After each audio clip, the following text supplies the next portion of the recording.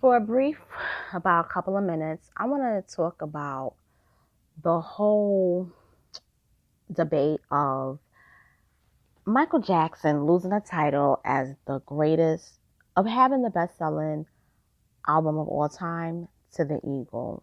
I think it's a very important discussion that should have.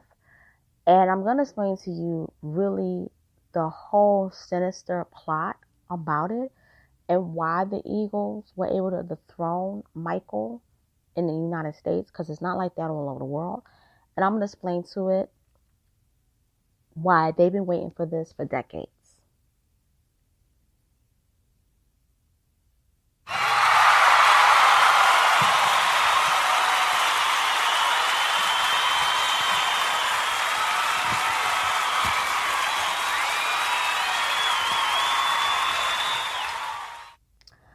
Hi everyone, this is your girl Miss Analytical back.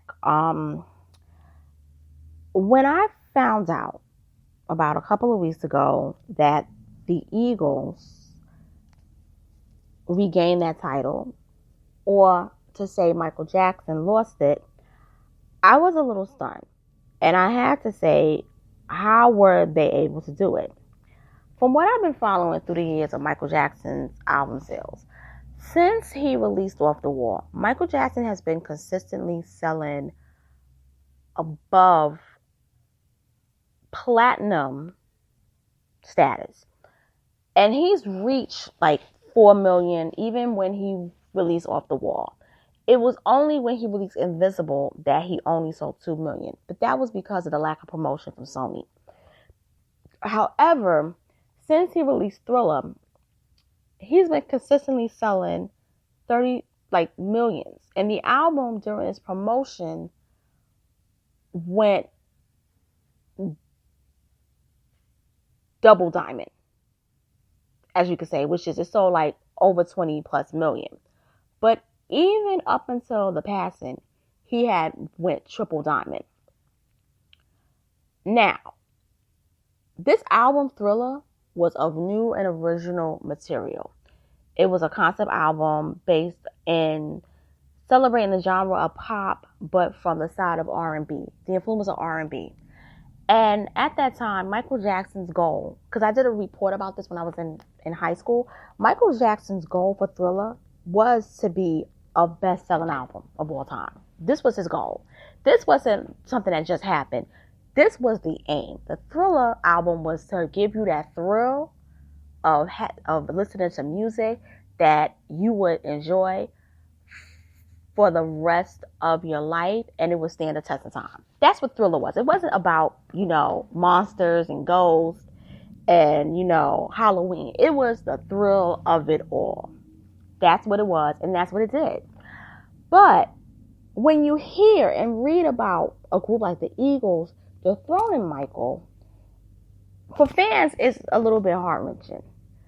But for Eagles, and really more so for the dominant society, this is like a huge win for them. Because for them, this is like, oh, we got our power back in music. We're dominating album sales now, And we've been wanting to do this for years. Now, I'm going to say this. To be accurate, the Eagles' greatest album is not the only album that went double diamond. The album, Welcome to the Hotel California, that album went double diamond, okay? And today it sold 26 million. But the greatest hits album that was released in 1979, that's the one that was selling a lot of millions of copies. And even before Michael released Off the Wall, it was selling a lot. Now, I'm going to break it down as to how the Eagles were selling millions the way they did. And this is a very historical thing. And it's going to take about maybe 4 to 5 minutes, but I want everybody to hear this. At the time when the Eagles were popular, at the height of their fame, you had the rise of the disco movement. And at the rise of the disco movement, most of the artists that were dominating on the disco charts were black. And even the Jackson 5 released a disco type song, but they didn't really go into disco so much until they went to Epic Records. But their disco songs were never big. They only had one top 10 hit as a group when they went to Epic, and that was Don't Stop Till You Get Enough. But that was more R&B. But the dominance of disco scared white people in middle America. And that's when they started throwing disco records. They even started campaigning against disco. And that was because of black visibility in disco. And then you had groups that were non-American that were dominating the charts through disco. You had the Bee Gees. Then you had people from Australia. You had a lot of different people who weren't white. You had the lady Yvonne Elliman. She was half white, but she was also half Hawaiian. She had a hit. So you had non-white Americans that was blowing up, but mostly non-white people. But then you also had the gays. The gays were trying to, make a claim, but they were mostly visible in the dancing aspect of disco and promoting the music and also producing the sound. So middle white America, they got scared. And they wasn't. And so basically, they saw it as a threat. And with that being said, they felt like they had to basically protect their power. So this is how you have groups like the Eagles blowing up, groups like Boston blowing up, groups Steely Dan, Lynyrd Skynyrd, all these groups that to the masses didn't like their image and the look because it was going against conservatism. They were already flocking to them because it was like, we got to keep our power. We can't let this happen with disco. We can't let these black people and non-white people and even non-white Americans take over. So that's why those groups started selling a lot. Because if you look at the history of music, and this is very important, albums didn't sell a lot of money. They didn't sell millions. It was the singles that would be sold like that. But the albums weren't sold. Only one group ever did it, and that was the Beatles. And even the Beatles didn't sell a lot until towards the end of their run. But those albums weren't big like that until the rise of the disco movement, and white people band together and said, we cannot let we can't lose our dominance in music. And that's how that happened. Now, I'm going to talk about something a little bit different, because what I'm going to talk about is how, believe it or not, the music industry wasn't betting Michael Jackson to be that big of a great artist. They just only thought he would be big in R&B, that he would pretty much have a career, sort of like how Usher has a career, big in R&B, be accepted by pop, but not a world dominating force. Back in 1977, during the height of disco, the group Bee Gees had a little brother, and their little brother name was Andy Gibb. And Andy Gibb, I really like Andy Gibb as an artist. I like his songs. I listen to them quite a bit. Andy Gibb released a single, I Just Want to Be Everything, and it went number one. And then he released Love Is Thicker Than Water. I love that song. That went number one. But then he released a song called Shadow Dancing. And Shadow Dancing was a big hit. It was the number one song of 78. Now, Andy Gibb is English Australian. And Andy Gibb went platinum. But Andy Gibb, after a couple of songs afterwards, he never could capture that moment in time in his career. But he still was working hard, still trying to, be on his grind. In between 78 and 1980, Michael released Off the Wall. And when he released Off the Wall sold a good 4 million copies. Okay? And it released 2 number one hits. and 2 top 10 hits. But Michael wasn't satisfied with that. Michael was like, no, no, no, no, no. I only got 1 Grammy from this, and I sold 4 million. Nah, gotta go back in the studio. Gotta make an album that's gonna be the best selling of all time. It's gotta be a classic, because I feel like I was slighted. Because I'm R&B. You give me R&B, I'm mainly a pop act, so to speak. Like, and at that time, if you're familiar with black music was like, when you thought of black music of the early 1980s, late 70s, early 1980s, you thought of Kool and the Gang. You pretty much thought of Earth, Wind and Fire. You thought of Bobby Womack. You thought of like black acts that didn't really mainly black acts that weren't accepted by pop radio. Not a Michael Jackson, so to speak. But Michael was determined, I'm going to have the best selling album of all time, and he did that. But at that time, Michael was loved until he broke the record. And when he broke that record, that's when it really got aggressive. Now, at this time, disco was done. Disco turns into what we know as dance music, but it's really disco with a more technologically advanced sound, with the drum kit, stuff like that. It's more like inorganic music versus organic with the strings. You don't have the string element. That's what makes disco. But, so to speak, the dominant society really kind of goes like, oh no, we got to support our own. We really got to support our own. So what they're doing is they're trying to even put up acts to really try to take down Michael's reign. But these new acts that come along, they can't do it. They just can't do it. They definitely can't dance. But they really aren't selling the numbers.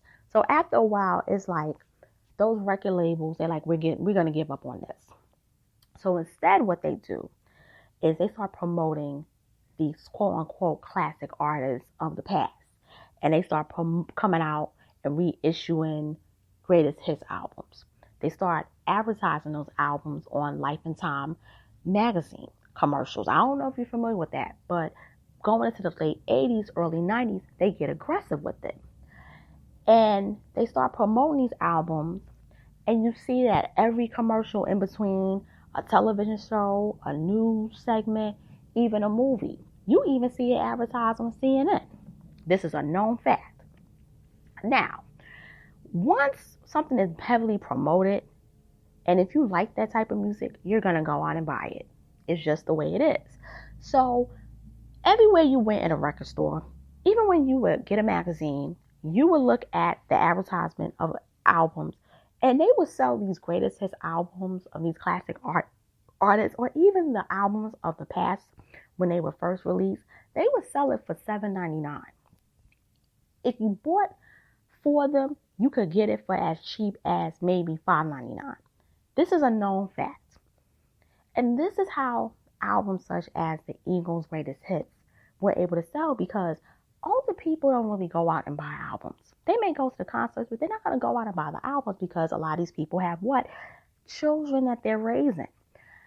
But if you could sell it to them at a cheaper rate, they're going to go for it. And that's what happened.